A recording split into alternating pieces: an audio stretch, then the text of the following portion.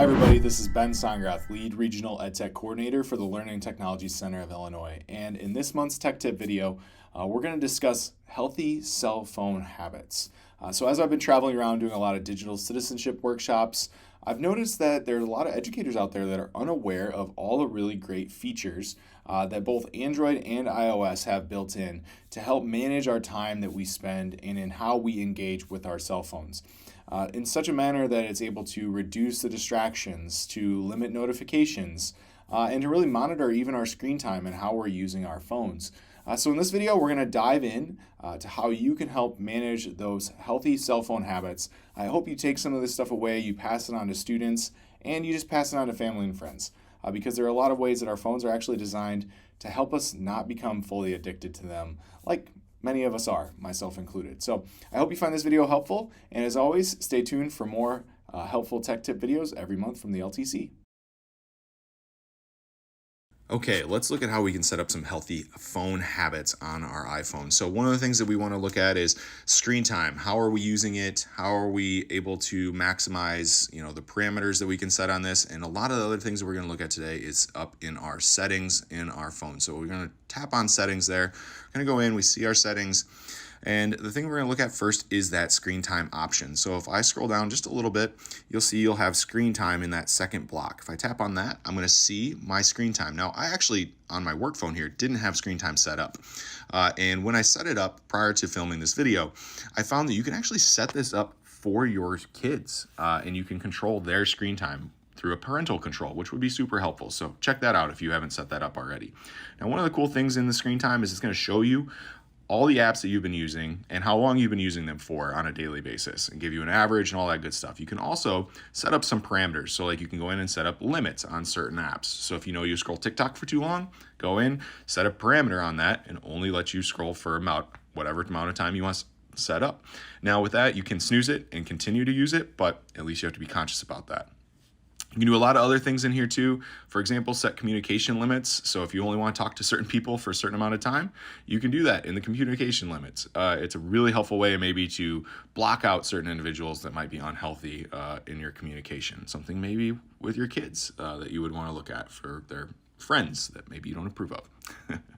Anyways, let's go. So there's a lot of cool stuff in here. You can see all your activity as well, all the different tools that you use on a daily or weekly basis in there. All right, let's back out. Now we're going to talk about limiting how people can contact you and get notifications. Those are going to come in your focus modes. Okay, so we're familiar with focus modes from probably Do Not Disturb. Do Not Disturb turns on and eliminates all notifications coming through your phone. Super helpful when you need to focus on something. Now, that said, we have certain people we probably want to be able to get a hold of us at any time. And if you put Do Not Disturb on when you go to bed at night, that's great, right up until maybe somebody in your family wants to get a hold of you for an important reason. So what I like to use is the new sleep feature. So this came out a little while ago with one of the iOS updates, but it's fairly recent. And I'll turn on sleep focus because sleep allows me to have my favorites in my contacts still get a hold of me through either text or video call or through calling, even if I'm on the sleep focus. So I put this on so that way if my dad needs to get a hold of me, my mom, my wife, if I'm out of town, need to get a hold of me, they're able to get through and wake me up to notify me of something. So that's really helpful. You also see you can turn apps on to allow them to get through the notifications. So if you have like a family app that like tracks and monitors kids, that could be one that you would put in there so that way you still get those notifications. But this is a great way to teach your students, your kids, yourself, how to limit those notifications that interrupt us during our sleep. You can also set up several other focuses for like work. You can also create your own by hitting that plus sign up there. Maybe that's a good one to turn on for like homework, where only certain apps can get through when students are doing their homework. So really a cool way to help out. Now you don't have to always go into your focuses in your settings to get to that. You're going to get to those by going down and pulling down and going on your control center. So that's in the top right corner of your screen. You pull that down and then you'll see you have focuses there. Now, if you just tap on it, you'll immediately go into Do Not Disturb. So what you want to do is tap next to it, and then you'll see you have sleep and Do Not Disturb, and then the personal and the work ones. So you can turn those on and off through there. You want to make sure you go in every morning after you turn sleep on. You want to turn sleep off in the morning, or else it stays like that, and will limit your notifications throughout your workday, which would be bad. Also, if you have a MacBook, an iPhone, multiple iPhones, or an iPad, if you turn on those focuses, they go across all your devices, which is pretty cool. Next thing up, notifications. So we get students that get bombarded, kids that get bombarded, people that get bombarded, adults that get bombarded with notifications from certain apps. Maybe we don't want those. So what we do is we can go in and turn those off. They get defaulted to on. We often suggest or accept like app notifications as soon as we download an app to our phone. We can go into the notifications area if you're getting too many notifications and say you want to turn off Gmail notifications. Go ahead and do that. Go notification settings, notifications, find the app, turn off the notifications. Or if you get too many banner style notifications, turn those off. Too many sounds, turn the sounds off. Just get the badges. So, you can get those and you can have those turn on and off if you so choose. So that could be a healthy way to limit certain notifications from coming through on certain apps. Our last tip here is for sleeping. So I am a phone scroller at night. I know I'm a phone scroller at night. Should I be a phone scroller at night? Probably not. But there are certain things that I use to help me with that. And one of those is actually called dark mode. So dark mode turns your white screen black, which then helps your eyes reduce the amount of blue light. There's some conflicting reports out there if it really helps or not. I personally really like it. I don't like the white screen staring at me in the face in dark rooms. Now, there's an easy way to get to it if you pull down your control screen center. But if you look at this, I don't have it. Well, that's because you have to turn it on. So you want to go into your settings again and go down, scroll down just a little bit to the third block here where you have general and then control center.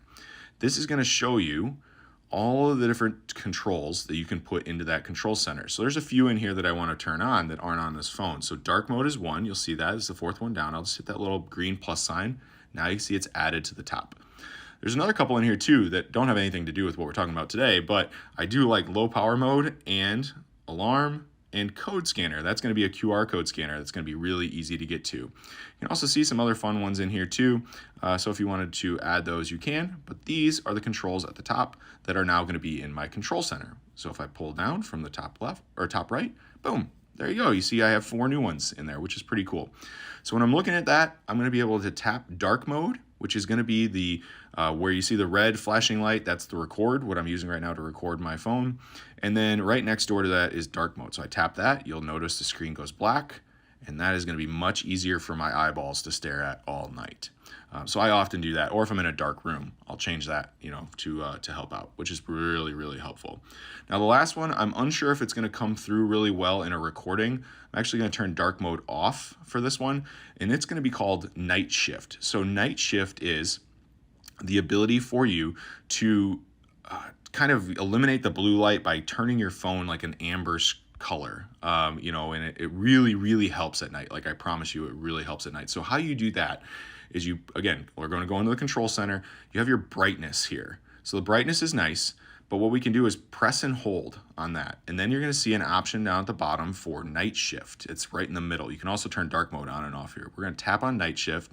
When I do that for the first time, I'm able to set up a schedule, which is great. I do this on my personal phone. So I hit schedule settings, and now I can schedule this out, and I can say from 10 p.m. when I usually go to bed, even though it's kind of a little bit late for me, I would go to turn off now, but I wake up at 5:30. So I would go here and scroll up and set that to go at 5:30 a.m. And now that's going to be my custom schedule. So every night at 10, night shift's going to turn on, and every night or every morning at 5:30, it's going to automatically turn off. Now I can always go in and adjust. So what you can do with this is you press and hold, turn night shift on.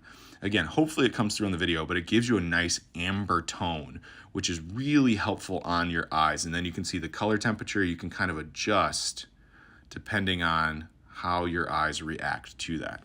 And that's just really nice to be able to put on at night when you're scrolling through your phone trying to fall asleep. So we should all probably leave our phones away at night, but if we are going to be scrolling our phones, I highly suggest turning on night shift to help that out. And when you want it off, just go back in, press and hold, turn it off, and then it's off.